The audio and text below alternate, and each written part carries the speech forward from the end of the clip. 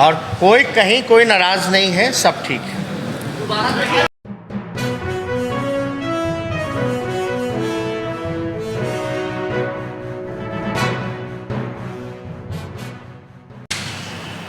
आज का press conference जो है जातिगत जनगणना को लेकर के, आप लोग सब लोग जान रहे हैं कि हम लोगों की मांग रही है शुरुआत से ही। इसी विषय पे आज हम लोग करने जा रहे हैं। जातिगत जनगणना को लेकर के सदन से लेकर के सड़क तक राष्ट्रीय जनता दल के सभी लोगों ने संघर्ष किया और बिहार विधानसभा में एक बार नहीं बल्कि 2 बार सर्वसम्मति से सभी दल इंक्लूडिंग भारतीय जनता पार्टी भी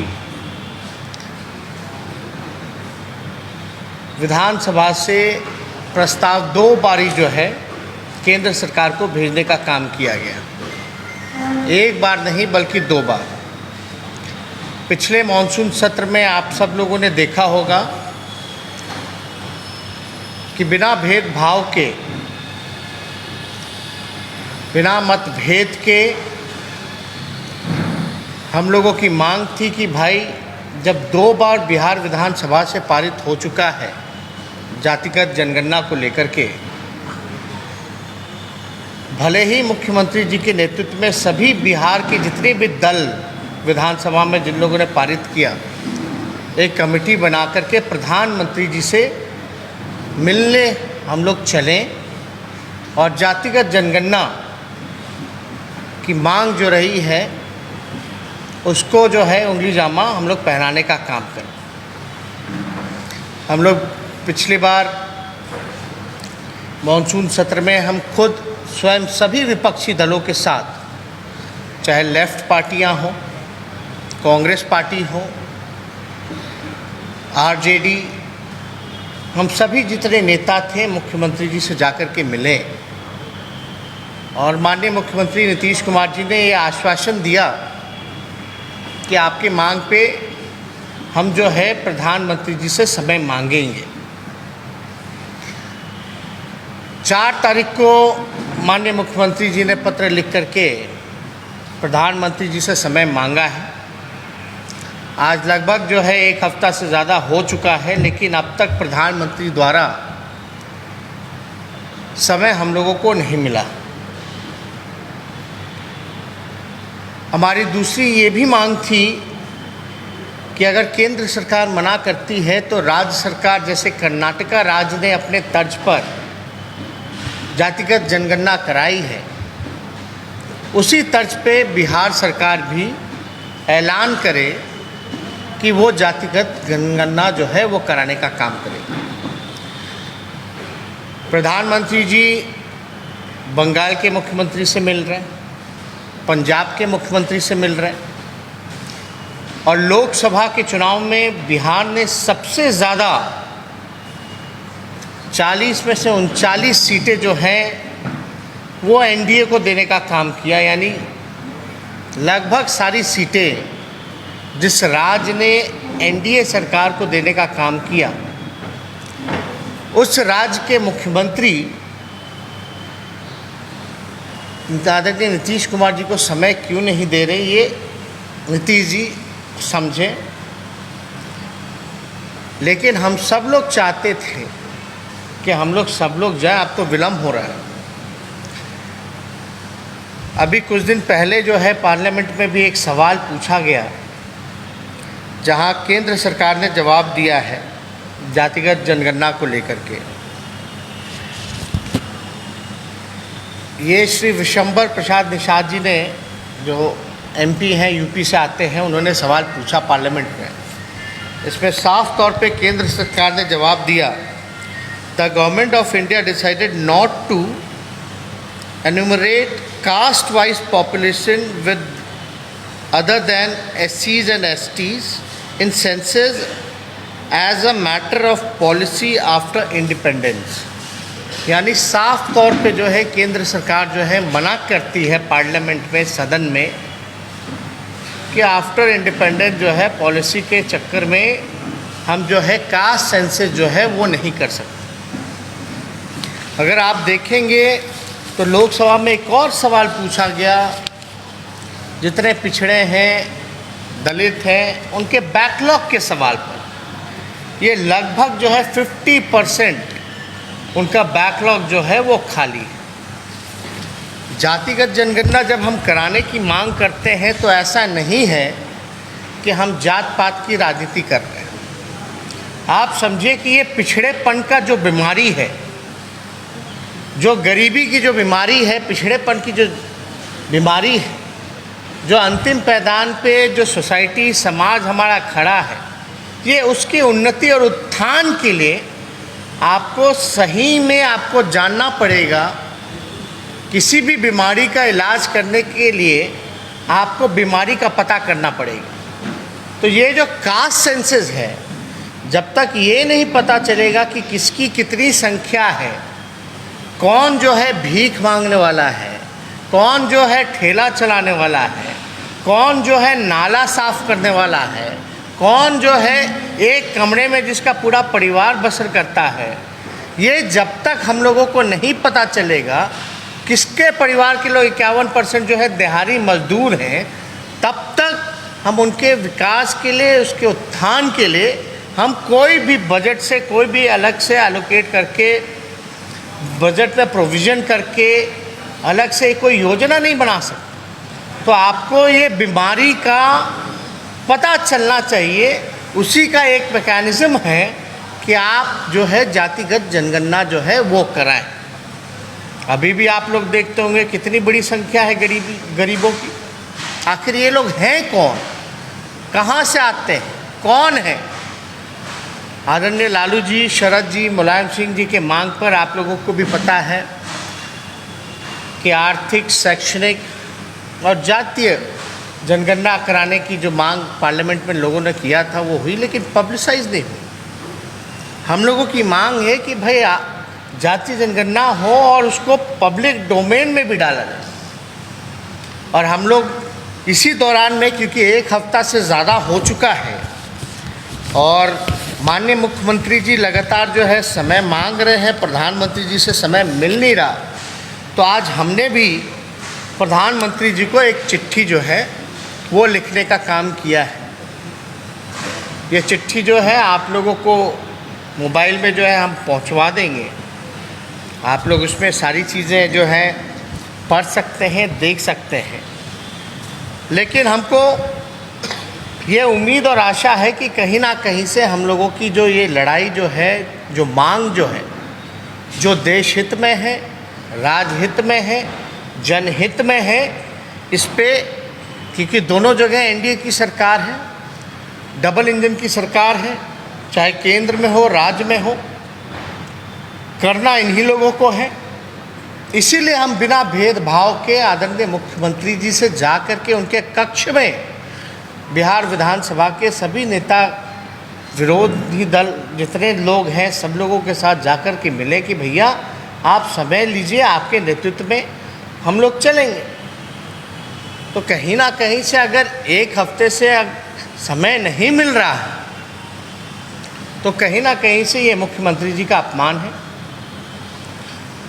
क्योंकि प्रधानमंत्री जी का हम ट्वीट हैंडल देखते हैं तो लगातार औरों से मिलने का समय है, लेकिन इतने महत्वपूर्ण इशू पर अगर उनको नीतीश कुमार जी को पूरे बिहार विधानसभा के जितने दल हैं उनके नेताओं का एक डेलीगेशन मिलना चाहता है, अगर नहीं मिल पा रहे तो कहीं ना कहीं से जो है, अब ये ज़्यादा हम नहीं बता सकते, लेकिन अब तक तो समय मिल जाना चाहिए।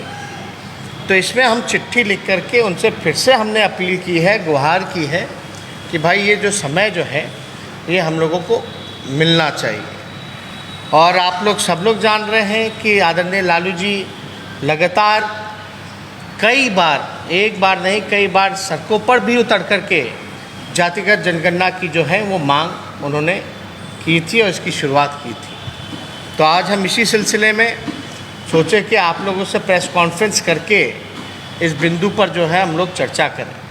और ये जब जातिगत जनगणना होगी तो लोगों के लिए अलग से योजना बनेगी, जो पिछड़े हैं, जो गरीबी से जूझ रहे हैं, उन समाज के लिए, उसके उन्नति के लिए, उत्थान के लिए। वैसे समाज के लिए कई बार जो है नौकरियां भी बढ़ेंगी, लोगों को नौकरी भी मिलेगी, आर्थिक स्थिति भी उनका सुधार होगा, गरीबी से भी उभार पाएंगे। तो ये काफ़ी इम्पोर्टेंट है, केवल बिहार के लिए नहीं बल्कि पूरे देश भर के लिए। अभी कोई भी बिल बना दे, कोई भी बिल पास कर दे, राज्य सरकार पे थोप दे कि किसी को भी ओबीसी वगैरह में आप ला सकते हैं। केंद्र सरकार ने जो नया पास किया है कि राज्यों पर छोड़ दिया कि किस जाति को जो है ओबीसी में लाना है, लेकिन इससे अगर आप ला रहे हैं, अगर एक कमरा केवल 4 लोगों के लिए बना है, आप उसमें 15 लोगों को डाल रहे हैं, तो जाहिर सी बात है कि कमरे को भी बढ़ाना पड़ेगा। तो हमारी मांग है कि इस संख्या जो 27% का है उसको भी बढ़ाने की ज़रूरत है। साथ ही साथ जो बैकलॉग जो रहा है उस बैकलॉग को भी भरने की ज़रूरत है। जो हमारा अधिकार बनता है, हक बनता है, आखिर खाली है तो इसका नुकसान तो हो ही रहा है। इस नुकसान का भरपाई कौन करेगा?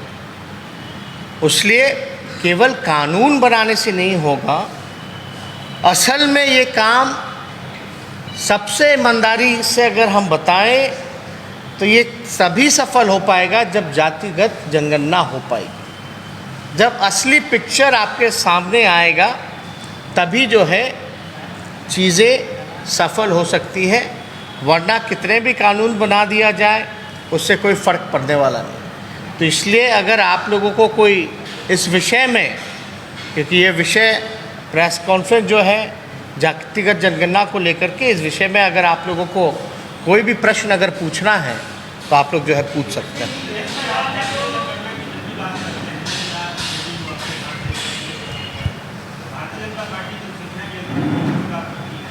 नहीं, आप देखिए ना, बोलने से क्या फ़र्क पड़ता है। सदन में तो भारतीय जनता पार्टी ने सर्वसम्मति से पास किया ना, एक बार नहीं 2 बार। तो हम तो उसी चीज़ को हम बोल रहे हैं कि भाई जब सर्वसम्मति से जब पास हो ही गया है, प्रस्ताव हम लोगों ने भेज ही दिया है, तो प्रधानमंत्री जी से मिल कर के बता दें भाई। हम लोग कम से कम मिल के मांग तो कर ही सकते हैं प्रधानमंत्री जी से। अगर सुनवाई नहीं होती है, अगर प्रधानमंत्री जी मना कर देते हैं, तो उसके बाद तो कोई उपाय बचता नहीं है। उसके बाद तो यही उपाय बचेगा, हम तो सबसे मांग करेंगे सभी दलों से कि जंतर मंतर पर चल कर के बैठ जाया जाए, वहाँ आंदोलन हम लोग किया जाए। नहीं तो राज्य सरकार जो है, कर्नाटका सरकार ने जिस प्रकार से मुख्यमंत्री जी को जानकारी थी नहीं, उन्होंने कहा कि हम आप ही का सुन कर के कर्नाटका का हम मंगाए हैं, स्टडी कर रहे हैं। इसमें भी मुख्यमंत्री जी को जो भी डॉक्यूमेंटेशन के लिए, अगर जो भी कर्नाटका में जैसे उन लोगों ने कराया है, जो भी इसके लिए ज़रूरत होगी वो भी हम उपलब्ध कराने के लिए तैयार हैं। लेकिन इसमें तो निर्णय मुख्यमंत्री जी को लेना है कि बिहार विधानसभा अगर 2 बार पारित करता है तो क्या अहमियत रहेगी बिहार विधानसभा की। अगर प्रधानमंत्री जी मिलने का समय तक नहीं देते हैं तो आप समझ जाइए जो एनडीए के पार्टनर हैं, और हमको लगता है कि पूरे उत्तर बिहार में सबसे बड़े अगर कोई पार्टनर हैं एनडीए के तो वो नीतीश कुमार जी हैं। और नीतीश कुमार जी की ऐसी अगर बेइज्जती होगी, जो सबसे अनुभवी मुख्यमंत्री हैं, उनसे मिलने का समय प्रधानमंत्री जी नहीं दे रहे हैं, उनके साथ सारा बिहार विधानसभा का डेलीगेशन को मिलने का समय नहीं दे रहे हैं, तो आप समझ जाइए कि नीतीश कुमार जी की क्या पूछ है केंद्र सरकार में।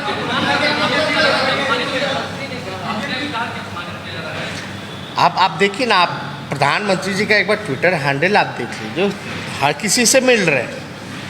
ये 4 तारीख से लगातार मुख्यमंत्री जी समय मांग रहे हैं, लिखा भी गया है, चिट्ठी भी लिखा गया, कौन कौन लोग जाएंगे इसका भी नाम भेज दिया गया है। फिर भी अगर समय नहीं मिल रहा है, एक होता है ना कि भाई फलना तारीख को मिलेंगे, वो भी तो नहीं बताया गया कि 1 महीने बाद मिलेंगे या 10 दिन बाद मिलेंगे या 15 दिन बाद मिलेंगे, ये तक अब तक सूचित नहीं किया गया। नहीं, धरना तो वो तो बाद में अगर कोई विकल्प नहीं है तो हम तो भाई, तो जाहिर सी बात है, अगर बिहार विधानसभा से कोई चीज़ सर्वसम्मति सर्वदलीय पास हुआ है तो जाहिर सी बात है हम तो बैठेंगे, सब लोगों को बैठना चाहिए।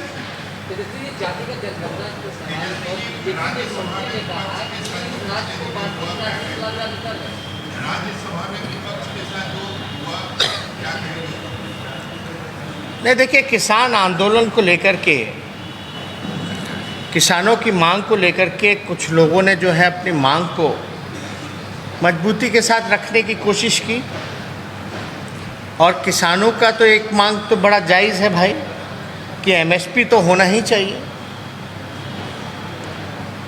और अब तक जो है उस पर कोई कार्रवाई या सुनवाई नहीं होती है तो लोगों का सब्र तो टूटेगा ना भाई।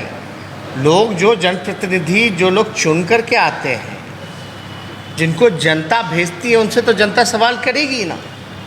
जब उन जनप्रतिनिधि का मान सम्मान और उनकी बात नहीं सुनी जाएगी तो इस तरह की चीज़ें होती हैं। कोई पहली बार नहीं, पहले भी पूर्व में भी हुई है, लेकिन ये सरकार की जिम्मेवारी बनती है कि इस चीज़ को सॉर्ट आउट कैसे किया। आप कम से कम किसानों से बात तो कीजिए, उनको भरोसा तो दिलाइए। करो, बाहर के किसान थोड़ी ना, आप ही के देश के किसान हैं, अन्नदाता हैं, उन्हीं के बदौलत हम लोग जो है पेट भरते हैं। अगर जो पेट आप जो व्यक्ति, जो लोग आपका पेट भरते हैं, आप उसका नहीं सुन रहे हैं तो आप तो किसी का नहीं सुनिएगा। बीजेपी के मंत्री कह रहे हैं कि लालू यादव शुरुआती दौर से राज्य को बांटने की राजनीति करते आए और अभी भी कर रहे हैं, जाति का चक्कर नहीं, ये लोग भ्रम फैलाने की बात कर रहे हैं। तो भाई सर्वसम्मति से बीजेपी के लोगों ने क्यों पास किया? सदन में एक बार नहीं 2 बार पास किया ना भाई, भाजपा के लोगों ने। सर्वसम्मति से ना पास हुआ तो कौन सी बात सही है? वो तो बीजेपी के लोग ही बताएं।